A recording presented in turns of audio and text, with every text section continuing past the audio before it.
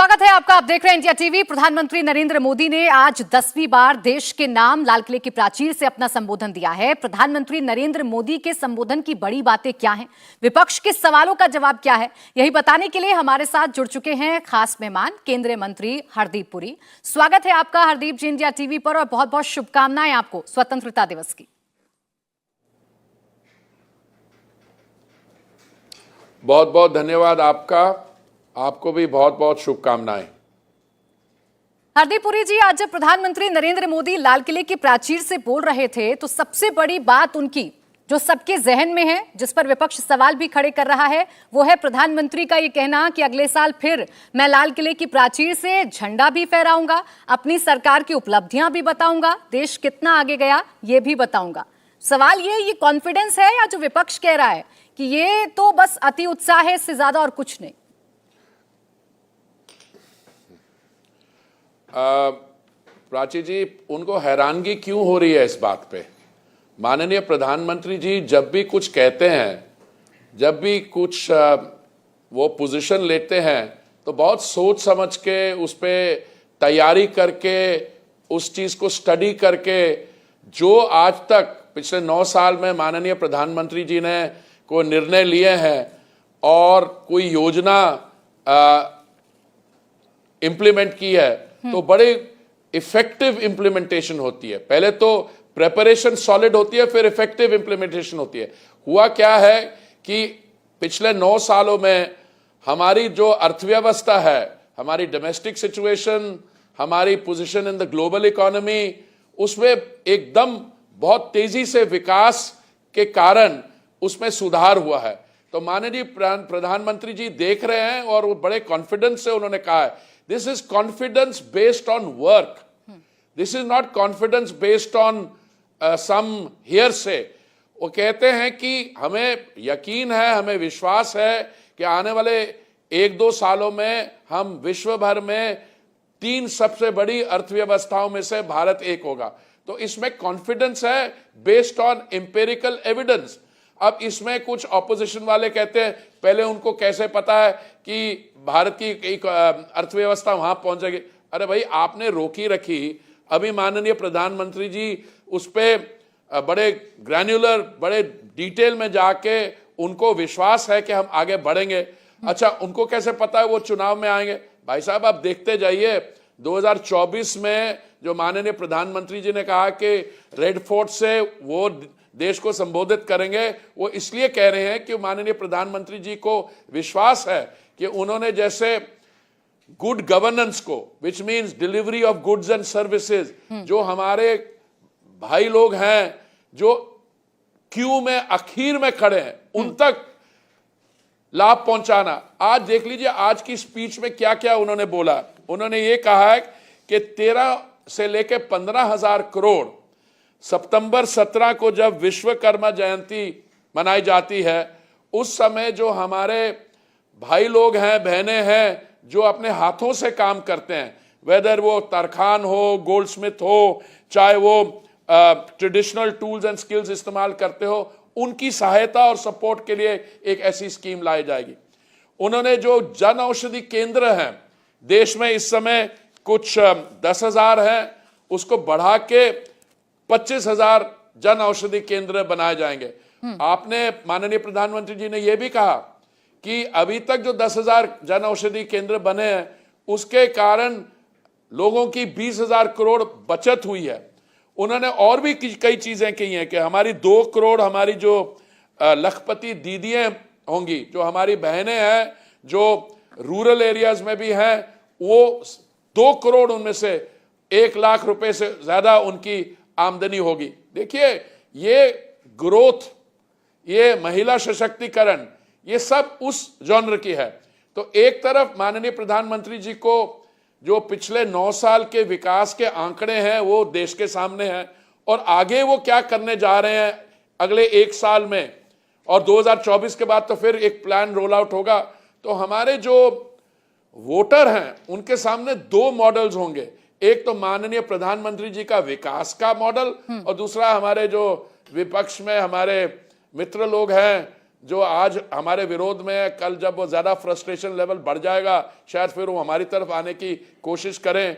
उनमें से कई लोग आ भी चुके हैं। हम उनका स्वागत इसलिए करते हैं, ये नहीं कि उनकी वो आएंगे और हमारी जो विकास की आइडियोलॉजी है, हमारे यहाँ जो भारतीय जनता पार्टी के सोच का तरीका है, नेशन फर्स्ट, जो सर्वोदय से अंत्योदय, जो केंद्रीय योजनाओं के जो लाभार्थी हैं वो जो क्यू में आखिर में खड़े हैं, ये फिलॉसफी संयुक्त राष्ट्र में सस्टेनेबल डेवलपमेंट गोल्स की भी थी, पर वो बाद में आए। मोदी जी ने ये योजनाएं उससे पहले शुरू कर दी थी। आपने कहा कि 2024 के बाद विपक्ष के कुछ साथी फ्रस्ट्रेट भी हो जाएंगे और कुछ साथी आपकी तरफ भी आएंगे, आ भी रहे हैं, आप स्वागत करते हैं, चूंकि उन्हें रियलाइज होता है कि पीएम मोदी की जो योजनाएं हैं वो कितनी अच्छी हैं। लेकिन विपक्ष तो कुछ और कहता है। विपक्ष कहता है कि भ्रष्टाचार के नाम पर आप लोग सिर्फ दबाव बनाते हैं। आज पीएम ने फिर से भ्रष्टाचार पर कड़ा प्रहार किया। विपक्ष कह रहा है कि ये आपकी सिर्फ और सिर्फ एक रणनीति है जिससे आप विपक्षी नेताओं को तोड़ते हैं, अपनी पार्टी के अंदर झांक के नहीं देखते आप लोग।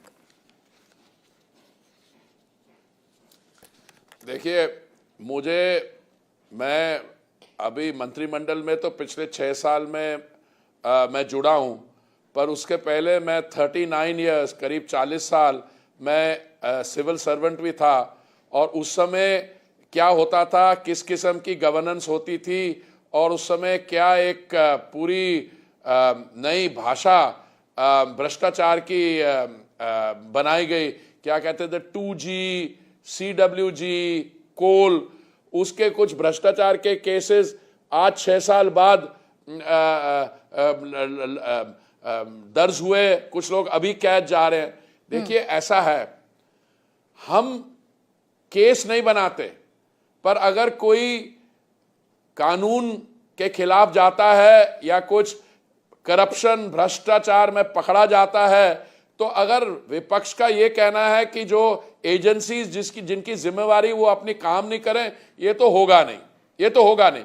और दूसरी चीज ये है कि जो लोग विपक्ष को छोड़ के हमारी तरफ आ रहे हैं, और ये बड़ी लंबी लिस्ट है, जो इनमें से कई बड़े अच्छे लोग हैं जो चाहते हैं कि देश का भला हो, नेशन फर्स्ट की फिलॉसफी को सपोर्ट किया जाए, और वो चाहते हैं कि वो हमारे साथ मिलके देश के भला के लिए काम करें, विकास के लिए काम करें।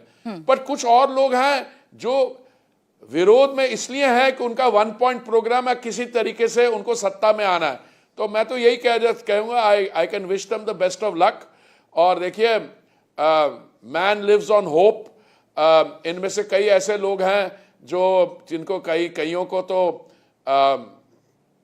दे कांट सी बियॉन्ड वो जो परिवार में है। एक तरफ है उनका परिवार और पारिवारिक कंट्रोल और डायनेस्टी, और एक तरफ है माननीय प्रधानमंत्री जी, जिन्होंने कहा देश के सब 140 करोड़ जनता जो है उनके परिवार है, वो उन्होंने कहा उनके परिवार जन है। तो ये एक कंपीटिंग अप्रोचेस है, और मैं समझता हूं ये जो मेन स्ट्रीम अप्रोच है कि 140 करोड़ परिवार जन है, उससे देश, उस फिलॉसफी से देश आगे जाएगा।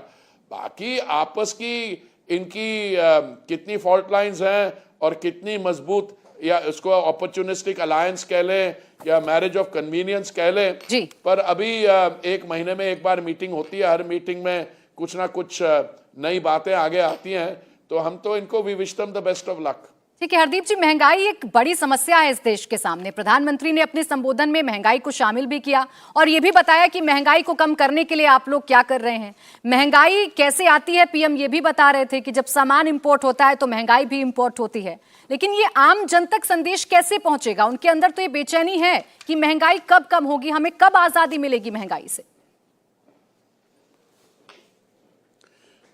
देखिए, महंगाई भी रिलेटिव होती है। प्राची जी, अब मैं एक ऐसी कमोडिटी है जिसके बारे में मुझे पिछले 2 साल से कुछ जानकारी है। मैं बात कर रहा हूं इस समय एनर्जी सेक्टर की। अब देखिए, एक हमारा देश है जिसमें एक दिन में 5 मिलियन बैरल कच्चा तेल लगता है, और जितनी भी हम मेहनत करें, जितनी भी इकोनॉमी सफल रहेगी हमारी अर्थव्यवस्था, तो हमारी जो एनर्जी कंजम्पशन है अगर ग्लोबल एवरेज से 3 गुना है। तो एक तरफ तो एनर्जी हम ज्यादा कंज्यूम करते हैं, उससे देश की तरक्की होती है, विकास होता है। पर अभी भी हम जो कच्चा तेल है उसके लिए 80% जो है हमें इंपोर्ट करना पड़ता है, और गैस भी जो है नेचुरल गैस वो भी 50% हमें बाहर से मंगवानी पड़ती है। अगर इंटरनेशनल प्राइसेस बढ़ती हैं तो आप इंपोर्ट करते हो, तो माननीय प्रधानमंत्री जी ने कहा तो आप महंगाई भी इंपोर्ट कर रहे हो। तो ये इसका हल करने का क्या तरीका है? मैं आपको 2 तरीके बताता हूं। एक हमारा तरीका है, माननीय प्रधानमंत्री जी ने ऑन 2 ओकेजन्स नवंबर 2021 में और मई 2022 में हमारी जो सेंट्रल एक्साइज हम कलेक्ट करते हैं उसको कम किया, और पेट्रोल और डीजल का दाम जो है 6 रुपए और 13 रुपए और 16 रुपए कम हो गया। कांग्रेस पार्टी का तरीका क्या था? जब उनके समय अंतर्राष्ट्रीय दाम बढ़े तो कांग्रेस पार्टी ने ऑयल बॉन्ड्स फ्लोट कर दिए। ऑयल बॉन्ड्स का मतलब यह है कि नाना के समय या दादा के समय अगर कोई समस्या हो आर्थिक तो कर्ज ले ले, तो उनके ग्रैंड चिल्ड्रन जो है, नाना ने कर्ज लिया 1,40,00,000 करोड़ का, और पोता जो है वो 3,50,000 करोड़ लौटा रहा है। ये कांग्रेस की टक्कर। उन्होंने देश को सत्यानाश यहां पे इसलिए किया क्योंकि उनको फिस्कल और फाइनेंशियल डिसिप्लिन ही नहीं था। उन्होंने पैसा कर्ज पे लिया और अगली जनरेशन को बोलो उसको वापस कर दे। तो ये प्रधानमंत्री जी ने जो कहा, पर मैं आपको विश्वास दिलाता हूं, पिछले 2-2.5 साल में तो हमारे 3 चैलेंजेस थे हमारे सामने। अवेलेबिलिटी, देश में कहीं एनर्जी में अवेलेबिलिटी में कोई कमी नहीं आई। अफोर्डेबिलिटी, आप दुनिया में किसी देश के साथ मिला लीजिए, हमारे बगल वाले देश जो हैं साउथ एशिया में, उनके साथ मिला लीजिए, हमारी कितनी परसेंटेज इंक्रीज हुई है और उनकी कितनी है। मैं समझता हूं हमारी लोएस्ट इंक्रीज है। और आप कनाडा, यूनाइटेड स्टेट्स, यूरोप से भी मिला लीजिए, तब भी हमारे दाम इन टर्म्स ऑफ इंक्रीज कम रहे हैं। तो इसलिए महंगाई, माननीय प्रधानमंत्री जी और हमारी टीम, मैं देखता हूं सबका यही प्रयास रहता है, और हम इंश्योर करेंगे कि बेस्ट पॉसिबल प्राइस सब कमोडिटीज में लोगों को मिले। ठीक है हरदीप पुरी जी, बहुत बहुत शुक्रिया। आपके साथ ही गजेंद्र सिंह शेखावत भी हमें ज्वाइन कर चुके हैं। बहरहाल आपका बहुत बहुत शुक्रिया हमारे साथ जुड़ने के लिए और बातचीत करने के लिए। इंडिया टीवी हर वक्त हर जगह डाउनलोड करने के लिए सर्च करें India TV news Google play store या ऐप स्टोर पर।